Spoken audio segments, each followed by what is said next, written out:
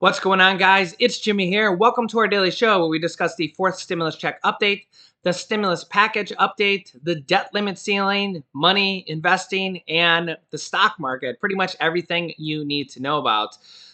They did pass a debt ceiling increase last night in the Senate. However, it has not been passed in the House yet.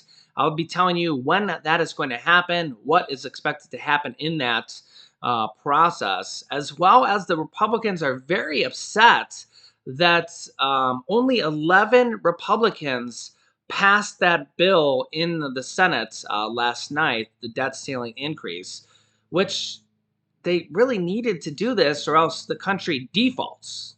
So if they don't do this, we have a default, and literally seniors across America don't get their Social Security payments, child tax credit payments don't go out, the economy collapses, and we have a first ever default. So the Republicans are fighting among themselves, with one half of the Republican Party saying, if we don't do this, we default. The other party saying, we should have held the Democrats hostage. And Republicans are really fighting amongst themselves. We've been having the Democrats fight among themselves for a while here, trying to pass a stimulus package. Now we're having Republicans fighting amongst themselves today, as former President Donald Trump saying, you should have put the pressure on the Democrats more and not passed this bill last night. The problem is that we have so much at stake here if the country actually defaults. So we'll be hearing from Republican Senator Lindsey Graham here on why the Republicans should have voted no and actually let the country default, or potentially maybe let the country default, as well as new information on the stimulus package now that at least the Senate has passed this. Remember, the House has not yet voted on this, and I'll be giving you information on that, on the debt ceiling increase and when that's going to happen. So we got a lot to talk about here. If you're new to the channel, make sure to subscribe down below. It's completely free to do so. New videos come out here on our channel every day at 10 a.m., 3 p.m., and 8 p.m. Eastern Standard Time. And if you find these videos helpful, don't forget to hit the like button for us down below.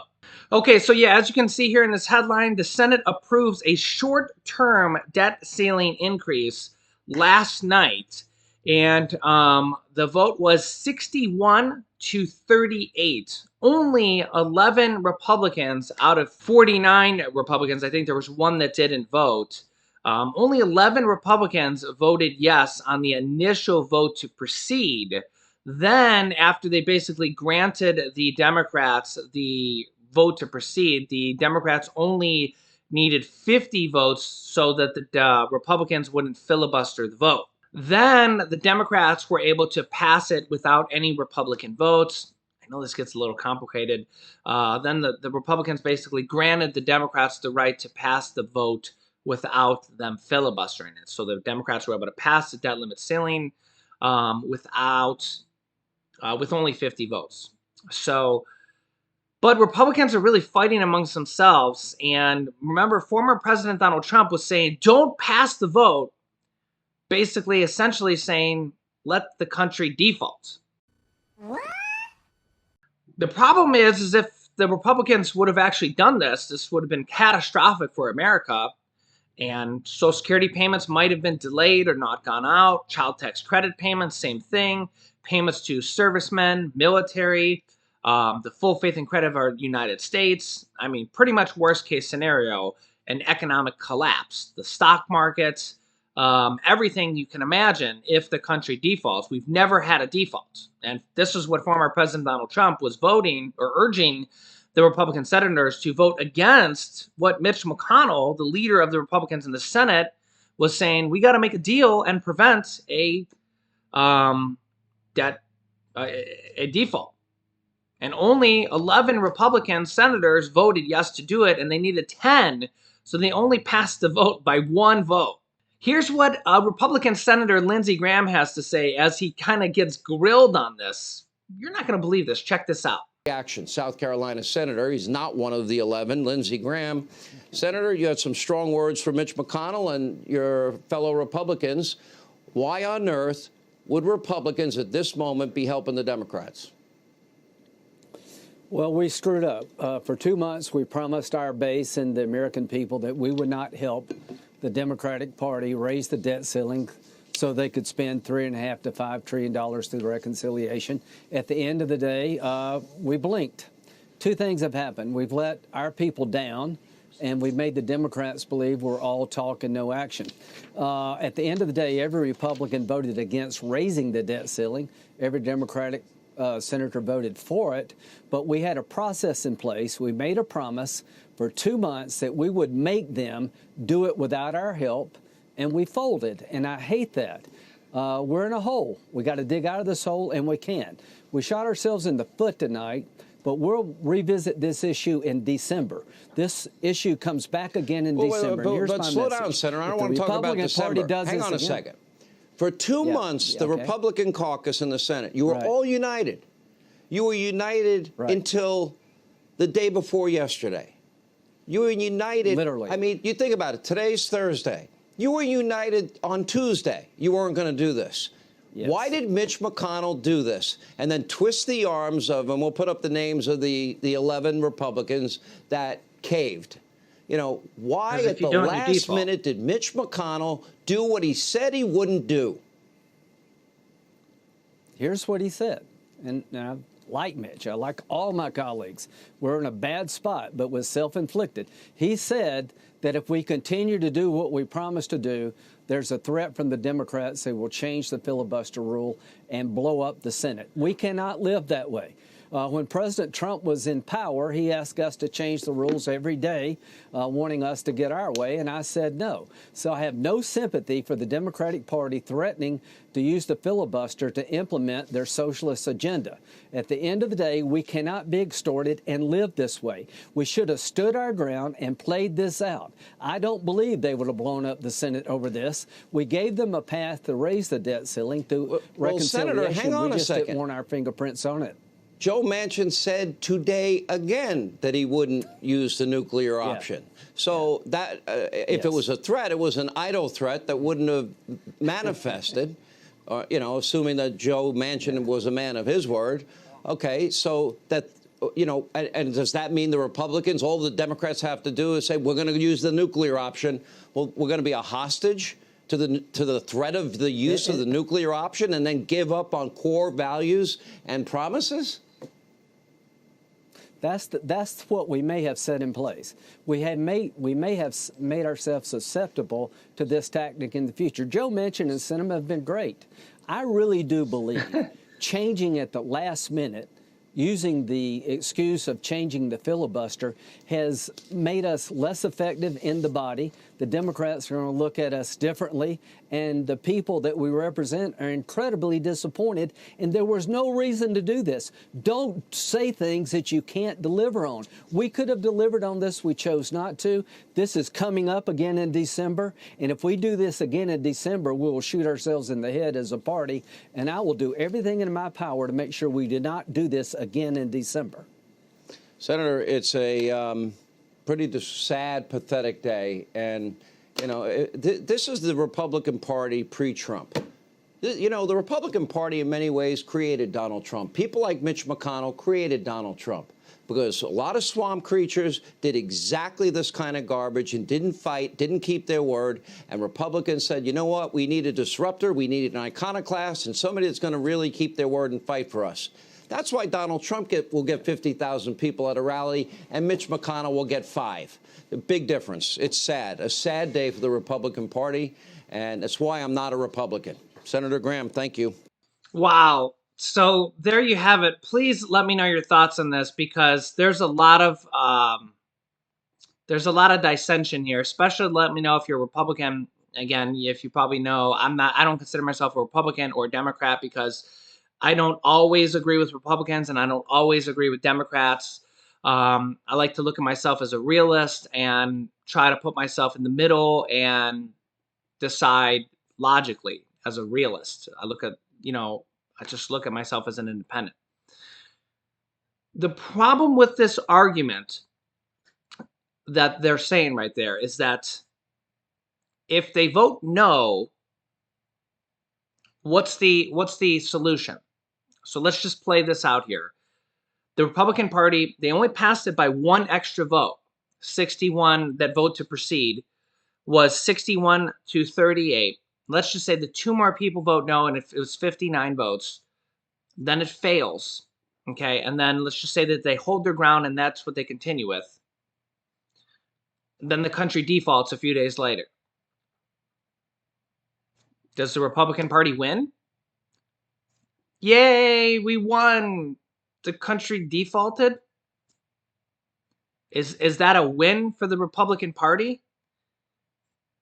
Country defaults, stock market plummets, 65 million seniors don't get their Social Security payments, 65 million children don't get their child tax credit payments, servicemen don't get paid, military payments don't go out, the full faith and credit of the United States plummets. We tell the world that we can't pay our payments. Yay. Am I missing something here? Because at this point, there's not time to pass the bill through reconciliation. I think that's becoming more and more clear to everybody, even Mitch McConnell. Whether you like Mitch McConnell or hate Mitch McConnell, even a lot of Republicans don't like Mitch McConnell. Democrats surely don't like Mitch McConnell. Nancy Pelosi's kind of the same way. A lot of people don't like Nancy Pelosi. Mitch McConnell and Nancy Pelosi have just kind of been there forever, and a lot of people just don't like both of them. Even at the end of the day, Mitch McConnell kind of realizes that, love him, hate him, that he knows that we can't let the country default. And I get Trump's point of view that he just wants to kind of punish the Democrats into the ground because he knows that he has an election coming up and he wants to basically just make the Democrats look as bad as possible so that he can win the next election. I get it. I get the strategy. But we can't have the U.S. go into a default so that we can make Trump look as good as possible and have the country default in the process. Like, hey, the country defaulted, so we have to elect Trump. Like, come on, guys. Like, we can't have the whole country implode just so that we, like, hey, the next best option is Trump. Like, that would be the worst thing that can happen is our country defaulting. Like, we're talking, like, that's the worst thing that could ever happen is like, stock markets would plummet, 401ks, pensions. Imagine if you're a senior not getting Social Security payments, child tax credit payments not going out. Like, I can't even imagine the country defaulting. That's essentially what 38 Republicans just voted for, which is like almost 80% of the Republican Party in the Senate. That's just shy of 80%. So, I mean, what's the end game there?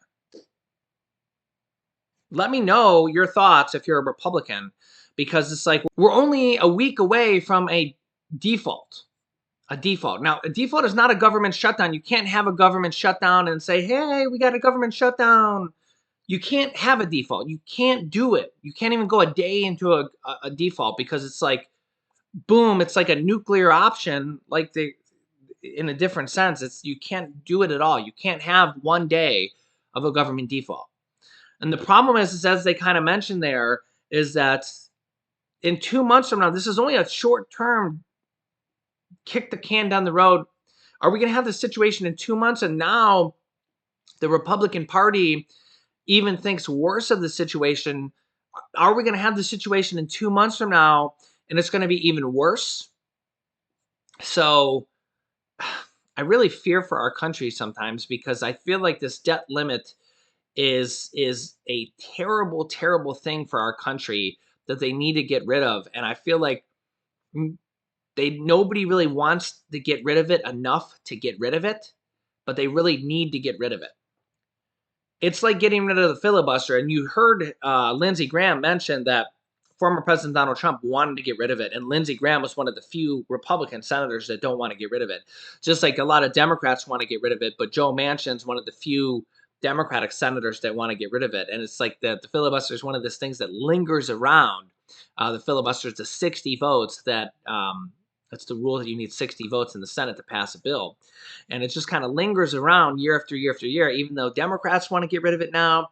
Republicans wanted to get rid of it back in 2017 and 2018 when Trump was president. Trump wanted to get rid of the filibuster then because they controlled the Senate and the House and the presidency. And that's how they passed the 2017 Trump tax cuts. And yeah, they wanted to get rid of it then. And of course, now Republicans want to keep the filibuster. And then you heard them say, oh, they want to get rid of the filibuster so they can pass their socialist agenda. But back then they wanted to get rid of the filibuster. So it's funny how things work. So in the news today, senior group calls for Congress to send $1,400 stimulus checks. This is actually from yesterday. This is the Senior Citizens League still putting a lot of pressure on Congress to include $1,400 stimulus checks in this next stimulus package. So now that the debt ceiling increase has been passed in just the Senate, they're going to be focusing on the stimulus package. By the way, I do need to mention that the House of Representatives not going to vote on the debt limit hike until Tuesday. I'm actually surprised on this that they're not going to vote on it until Tuesday. I don't think it's going to be an issue because they can, the Democrats can pass the House, they can pass the debt limit on their own just with the Democratic Party. But nonetheless, they're going to wait to vote on it until Tuesday. I wouldn't wait. I would vote on it today. But nonetheless, that's the news. So I can't change the news. I can only tell you what's going on. So it is what it is. But I'll let you know if anything changes on that.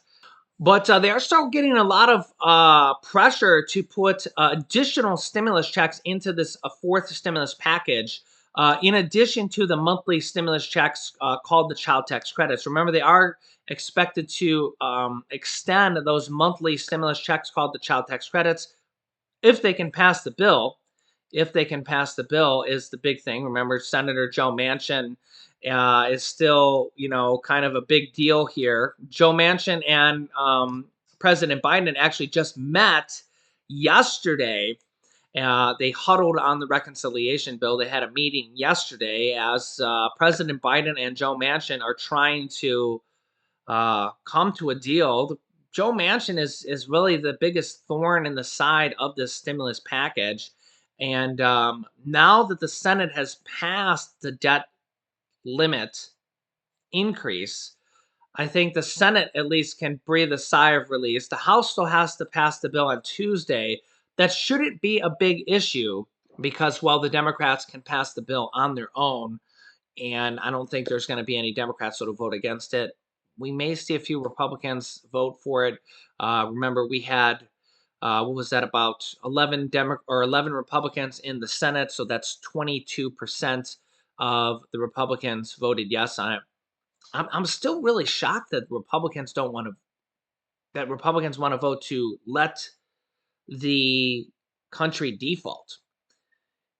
And just trying to look at it from a middle point of view, it's still really, it's crazy to me. It's just, I mean, I get wanting, that one side hates the other and one side hates the other, but it's just like at the end of the day, I actually want to say good for Mitch McConnell because at least at the end of the day, in this particular circumstance, he was a reasonable man. You can't let the country default. You can't let the country default. You can't. So good on Mitch McConnell for making that deal because he did the right thing. He did the right thing. He didn't do the right thing with the $1,400 stimulus checks. In that case, I think the roles were reversed. I think former President Trump did the right thing, saying, hey, these $600 stimulus checks need to be larger. But in this case, I think the roles were reversed. I think that former President Donald Trump wants to just inflict as much political pain on the Democrats and put the whole country at risk with political pain and say, no, but we can't let the country default. So it's kind of weird. And that's why I consider myself a realist. I don't just consider myself one party or the other. So if you look at those situations, I think that in one case, if I'm just looking at a Republican political situation. In one case, I think Mitch McConnell was right. And in one case, I think former President Donald Trump was right.